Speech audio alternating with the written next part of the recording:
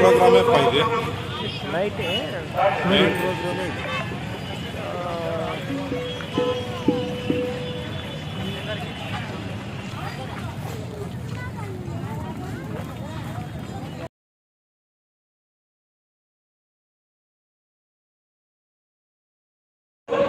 Batch ఉన్న వాలంటీర్లు ఎవరు ఉండొద్దు. బ్యాచ్ ఉన్న వాలంటీర్లు కూడా వెళ్ళిపోవాలి. ఇక్కడ కార్యకర్తలు మీరు ఎవరు అవసరం లేదు. ఇక్కడ మొత్తం ప్రభాకర్ క్లియర్ చేయండి, క్లియర్ చేయండి అంటున్నా. బ్యాచ్ చలపతి క్లియర్ చేయండి, అందరినీ కూడా పంపించండి. అక్కడ ఉన్న మహిళా వాలంటీర్లు కూడా క్లియర్ చేయండి. పోలీసులు ఈ ముందర పక్కన మీడియా గ్యాలరీ ముందు ఈ లైన్ లో కూడా రఘు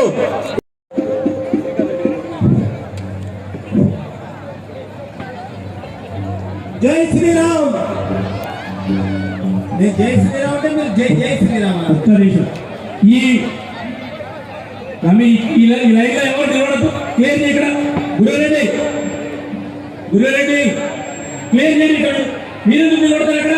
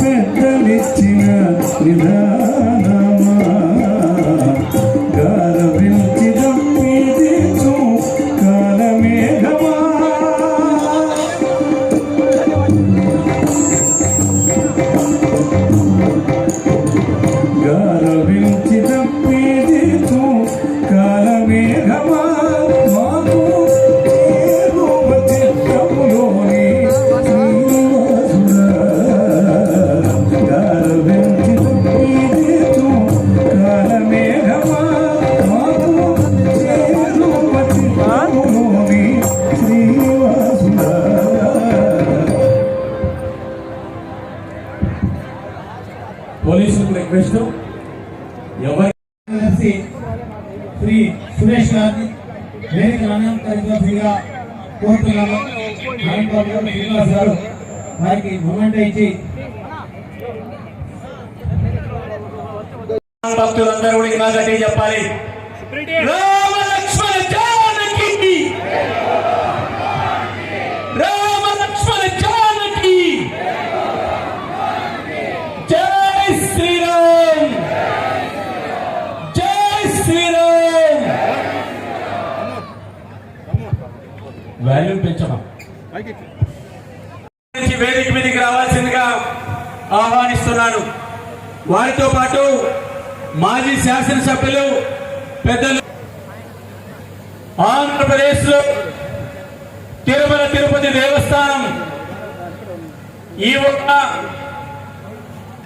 ఈరోజు అనేక రకాలైనటువంటి ధార్మిక కార్యక్రమాలకు ఈ రాష్ట్రంలో జరుగుతున్నటువంటి శ్రీకాంత్ రెడ్డి గారు తిరుమల తిరుపతి దేవస్థానం ఈవోగా ఈరోజు ప్రపంచంలోని అతిపెద్ద హిందూ ధార్మిక దేవాలయం అనేక రకాలైన సంస్కరణలకు ఈ రాష్ట్రంలోనే కాదు దేశంలో అనేక రకాలైన కార్యక్రమాలు నిర్వహిస్తూ ఈరోజు అత్యంత వెనుకబడిన ఈ ప్రాంతంలో శ్రీరామచంద్రుడికి ఈ దేశంలో భవ్యమైనటువంటి మందిర నిర్మాణం సాకారం కావాలని, కళ నిర్మాణం కావాలని ఆ ఆలోచనతో కోట్ల మంది భక్తులు అనేక సంవత్సరాలుగా ఎదురు చూసిన సందర్భంలో ఈరోజు మనం అందరం కూడా మన కళ్ళతోటి మన అందరికీ ఇల్లున్నాయి, మన అందరం ఉండడానికి నివాసాలు ఉన్నాయి.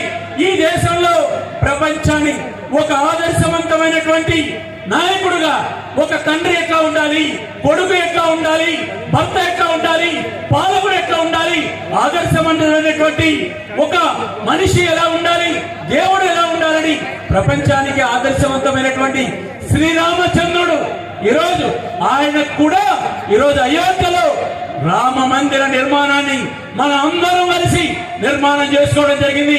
ఒక్కసారిగా మీ అందరూ కూడా జై శ్రీరామ్ అని చెప్పి శ్రీరామచంద్రుడికి మన అందరూ వందనాలు చెప్పాలి.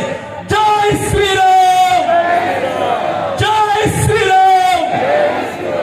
సేవా భారతి ఈరోజు ఈ ప్రాంతంలో గత దశాబ్దాల కాలంగా కళ్యాణం, అదేవిధంగా శ్రీశైలం వెళ్ళలేని భక్తుల కోసం ఇక్కడ శివపార్వతుల కళ్యాణం, అంతేకాకుండా ఈ ప్రాంతంలో గంగా నుంచి నదీ జలాలు తీసుకొచ్చి భూపోషణ పేరు మీద పెద్ద ఎత్తున ప్రతి ఎత్తున గ్రామాల్లో సహకారం అందించింది.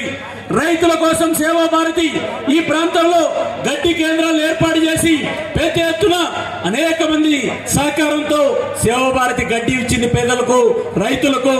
ఈరోజు మూగ జీవాల కోసం ఈరోజు ఈ ప్రపంచంలో ఉన్నటువంటి వాళ్ళందరూ కూడా హిందూ సమాజం ఒక బాధ్యతాయుతమైనటువంటి సమాజంగా పరిచయం కాబడింది. ఈ రోజు మనం నిర్వహిస్తున్నటువంటి ఈ కార్యక్రమంలో మనతో పాటు పెద్దలు చాగంటి కోటేశ్వరరావు గారు కూడా వచ్చారు. వారు కూడా మరి కొద్దిసేపట్లో సభా వేదిక దగ్గరికి రావడం జరుగుతుంది.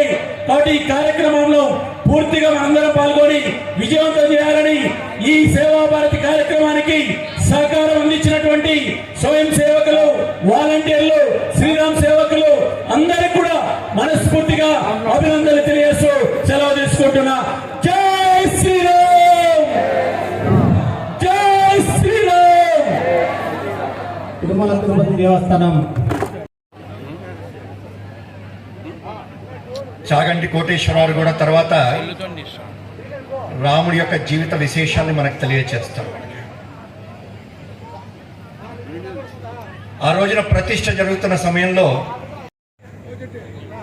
ప్రతిష్ఠ రోజున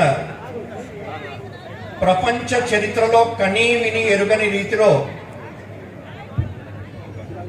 బ్రహ్మాండమైనటువంటి ఆదరణ, ఉత్సాహము, భక్తి, శ్రద్ధ మనకు కనబడ్డాయి.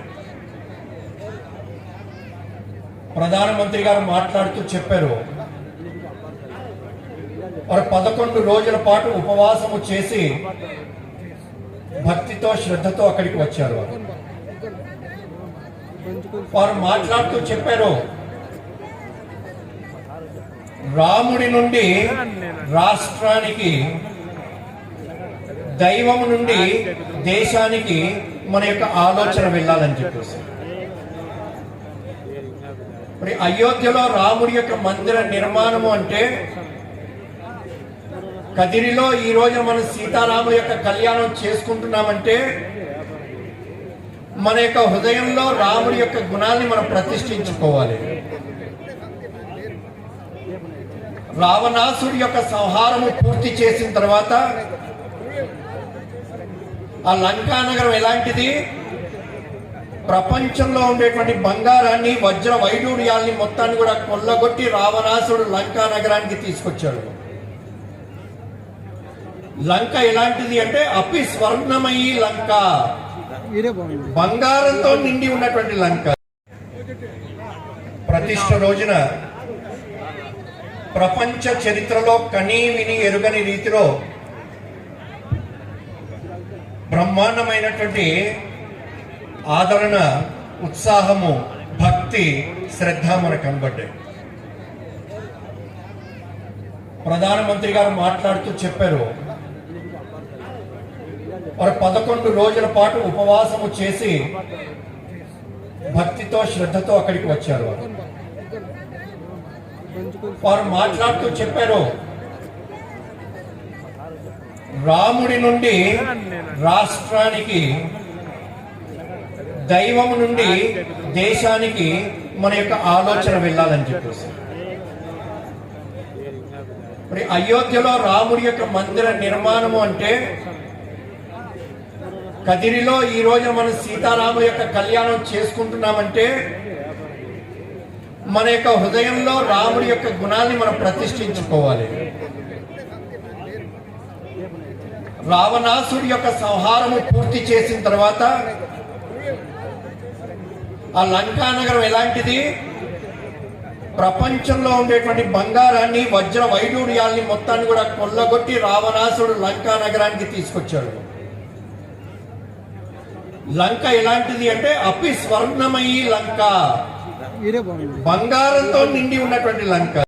సీతమ్మ చెప్పారు, నీడనే వదిలిపెట్టి మీరెలా వెళ్ళగలరనే సీత. భార్య భర్త మధ్య సంబంధం అంటే వ్యక్తి వస్తువు దాని యొక్క నీళ్ళ మధ్యలో ఉండేటువంటి సంబంధం ఎలాంటిదో అలాంటిది. భార్య భర్త పెట్టు వేరే కాదు. మరి వివాహం అనేటువంటిది మన యొక్క హిందూ ధర్మంలో, హిందూ సంస్కృతి, ఇది ఒక సంస్కారం. ఇది వేరే మతాల్లో ఒక అగ్రిమెంట్ అది. కానీ మన యొక్క హిందూ ధర్మంలో వివాహం అనేది ఒక సంస్కారం. అది ఒకే హృదయం రెండు శరీరాల్లో ఉండేటువంటిది అన్నారు. కానీ 14 సంవత్సరాల పాటు వనవాసం నువ్వు అడవుల్లో కష్టాల్లో ఉన్నప్పటికీ నిన్ను వదిలేసి అంతఃపురంలో ఉంటే ఇది స్వర్గము కాదు, ఇది సుఖము కాదు, ఇది నీతో పాటు ఉండడమే అని చెప్పేసి భర్తతో పాటు వెళ్ళింది సీతమ్మ. 14వ సంవత్సరము నాకు తెలియదని చెప్పేసి చెప్పాడు. ఒకసారి చూడండి, 13 సంవత్సరాల పైన ముగ్గురు కలిసి అడవుల్లో ఉంటున్నప్పటికీ ఏ రోజున కూడా లక్ష్మణుడు తన తల్లికి స్వరూపమైనటువంటి సీతమ్మ మొహాన్ని చూడలేదు. ప్రతిష్ఠించుకున్నాం. నా గ్రామంలో ఉండేటువంటి దేవాలయంలో కులముతో సంబంధం లేకుండా ఆ దేవుడి పట్ల భక్తి ఉండేటువంటి ప్రతి ఒక్కరికి నా దేవాలయంలో ప్రవేశం ఉండాలని చెప్పి ప్రతి ఒక్కరు మన యొక్క మనసును మార్చుకొని, అలవాటు మార్చుకొని స్వాగతిద్దాం. రాముని పూజించడం అంటే అది. ఈ విధంగా అయోధ్యలో రాముడి యొక్క ప్రతిష్ట అంటే, ఇక్కడ రాముడి యొక్క కళ్యాణం జరుపుకుంటున్నామంటే రాముడి యొక్క శ్రేష్టమైనటువంటి గుణాలని మనం మన యొక్క జీవితంలో ఆచరించుకోవాలి. చివరిది చెప్పి పూర్తి చేస్తాను. వారధి యొక్క నిర్మాణము జరుగుతూ ఉంటే కొన్ని లక్షల మంది వానరులు పెద్ద పెద్ద రాళ్ళని చెట్లని తీసుకొచ్చేసి వారధి కోసం వేస్తూ ఉంటే సముద్రంలో పక్కన ఉండి చూస్తున్నటువంటి ఆ చిట్టి ఉడత కనిపించింది. నేను కూడా వేయాలి కదా అని చెప్పేసి. ఒక్కసారి ఊహించండి, అంత పెద్ద పెద్ద వానరులు అంత ఉత్సాహంగా రాళ్ళని చెట్లని తీసుకెళ్లి వేస్తూ ఉంటే దాని మనసులో అనిపించింది అనుకోండి, నేను వీళ్ళ మధ్యలో వెళ్ళినట్టయితే ఎవరైనా నేను కూడా భాగస్వామిని అయ్యి నా యొక్క జీవితాన్ని సార్థకం చేసుకోవాలని చెప్పేసి అనుకోవడం. ఆ విధంగా రాముణ్ణి పూజించడం అంటే మన యొక్క జీవితంలో ఎటువంటి మార్పుని నేను తెచ్చుకున్నాను అట్లా ప్రతి ఎప్పుడైతే ఆలోచిస్తామో, రామ మందిర నిర్మాణం పూర్తయింది, రాబోయేటువంటి రోజుల్లో రాముడి యొక్క రాజ్యము తెచ్చుకోవాలి. రాముడి యొక్క పట్టాభిషేకం జరిగిన తర్వాత ఏ విధంగా అయితే రామరాజ్యము వచ్చిందో, అయోధ్యలో రాముడి యొక్క ప్రతిష్ట తర్వాత రాబోయేటువంటి రోజుల్లో రామరాజ్యము రావాలి. ఆ రామరాజ్యము కావడానికి కావలసినటువంటి మార్పుని నేను నా కుటుంబంలో, నా ద్వారా నా గ్రామంలో తెచ్చుకోవడం కోసం మనం ప్రయత్నం చేయాలి. కదిరి కేంద్రంగా ఈ చుట్టుపక్కల ఉండేటువంటి గ్రామాల్లో సుమారుగా టీటీడీ యొక్క సహకారంతో ఎస్సీ ఎస్టీ కాలనీలో 10 దేవాలయాల పైన కట్టారు. రాష్ట్రంలో 820 దేవాలయాలు కట్టారండి. అంతేకాదు మనకు అనిపించింది టీటీడీ ఎస్సీ ఎస్టీ దేవాలయాల చుట్టుపక్కల ఉండేటువంటి హిందూ బంధువులు ఎవరైతే ఉన్నారో వీళ్ళందరికీ కూడా బ్రహ్మోత్సవాల సమయంలో, ముక్కోటి ఏకాదశి సమయంలో ఆ 10 రోజుల పాటు ప్రతిరోజు 500-600 మందికి ఉచితంగా ఇక్కడ నుంచి రవాణా సౌకర్యం ఏర్పాటు చేసి దర్శనం ఇప్పించాలని చెప్పేసి గత 2 సంవత్సరాల్లో 20 సెకండ్ గారికి వందనాలు.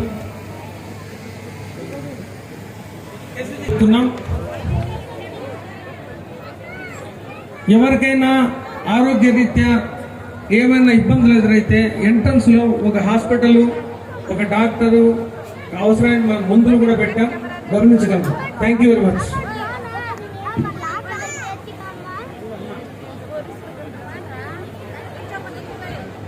ఈ విషయంలో రేణుకా హాస్పిటల్ వారి ఆధ్వర్యంలో ఆ హాస్పిటల్ నిర్వహించడం జరుగుతోంది, గమనించగలరు. Thank you.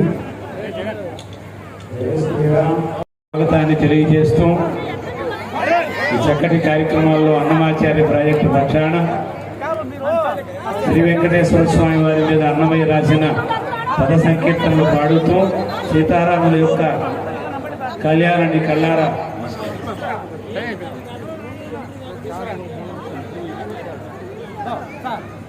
సేవ చేసుకుంటారు.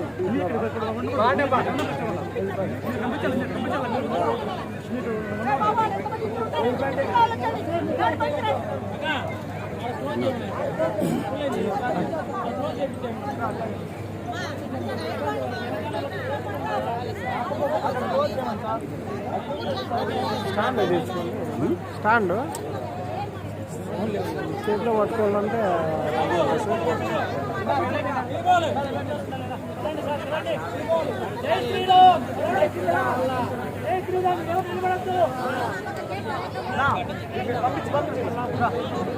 లోపు పెట్టి చూపండి